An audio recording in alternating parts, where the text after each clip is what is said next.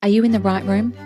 Not the room where everyone knows your name, although how lovely is that, but the room that stretches you, scares you a little, and makes you think bigger. When I first started my business, I was making a grand total of, $0. Yet I walked into a business school where the people around me were making $500,000 and even $1 million. Did I feel out of my depth? Abso-freaking-lutely. Were there tears? Yes, lots of them, I'm ashamed to say. But that room changed me. It stretched me. It made me so incredibly uncomfortable. And it showed me what was possible if I kept going, if I kept sticking to the process, if I kept connected to my why. Did I feel out of my depth? Yes. Yes, I did.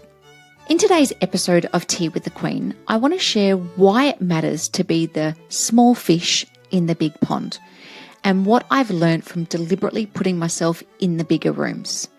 And most importantly, I'm going to give you 3 points and 3 super practical tips that you can put into action straight away. As usual, grab your cuppa and let's dive in, hey? Firstly, a little story. My daughter, the beautiful Evie, has been playing basketball for a number of years now, and she loves playing with her buddies. The whole point was to play with her friends.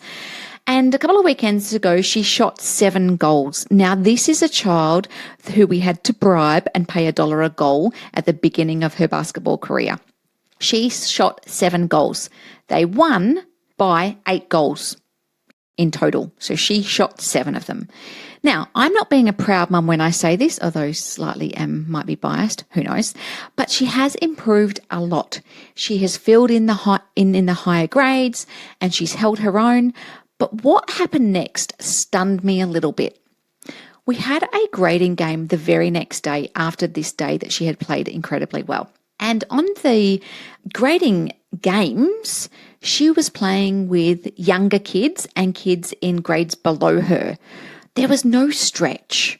There was no one competing with her, and she was being graded for where she was, not where she has aspired to be. You see, and this is my first point, growth lives in bigger rooms. If you are the smartest person in the room, you are in the wrong room. Being the small fish forces you to grow. In that very first room I joined, I knew nothing compared to the people around me. I had no runs on the board, no income, no business track record, and yet I stayed and sometimes cried. My impatience was palpable in that room, and I wanted to be off racing. But I had to remind myself, baby steps, Emma, baby steps. It was hard. It stretched me, but being in that room gave me ideas, it gave me accountability, and it gave me a glimpse of what success could look like for me. And once you see what's possible, you can't unsee it, right? In our Thriving Women community, we have small group coaching. It's based on revenue streams. So we have revenue streams 0 to 100, 100 to 250, 250 to 500, and 500 and above. A few of our ladies are ready to move up to the next group, which is amazing for them, sensational. And when I told them that, they asked if they could stay in the group, or they told me that they still had stuff to learn at that level.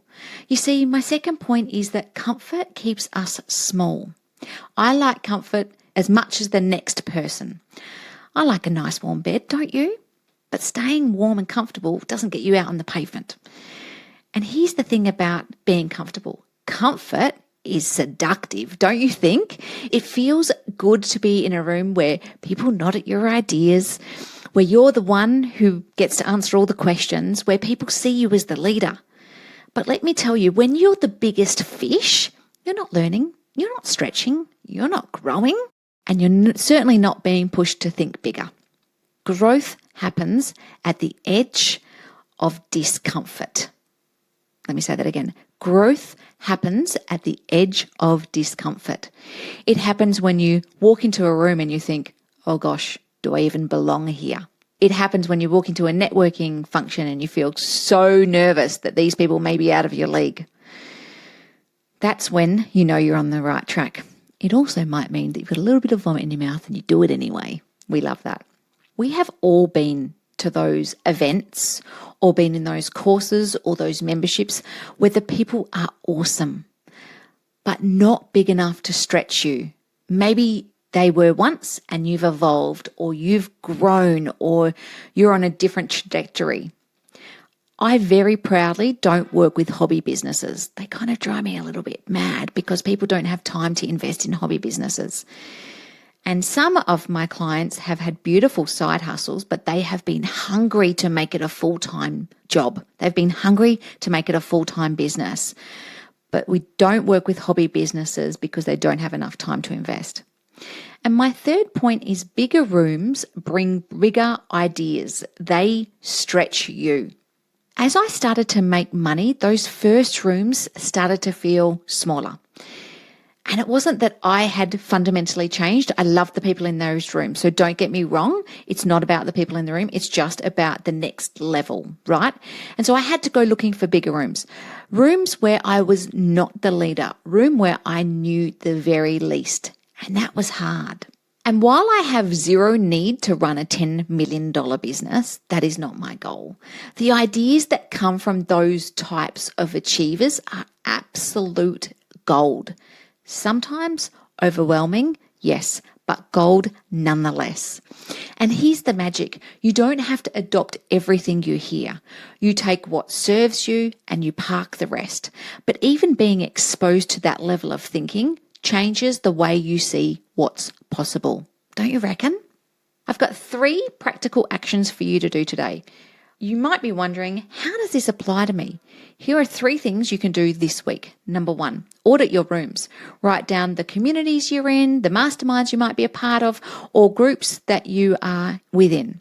Then ask yourself honestly, am I the big fish or am I the small fish here? Number 2, you need to choose stretch over comfort.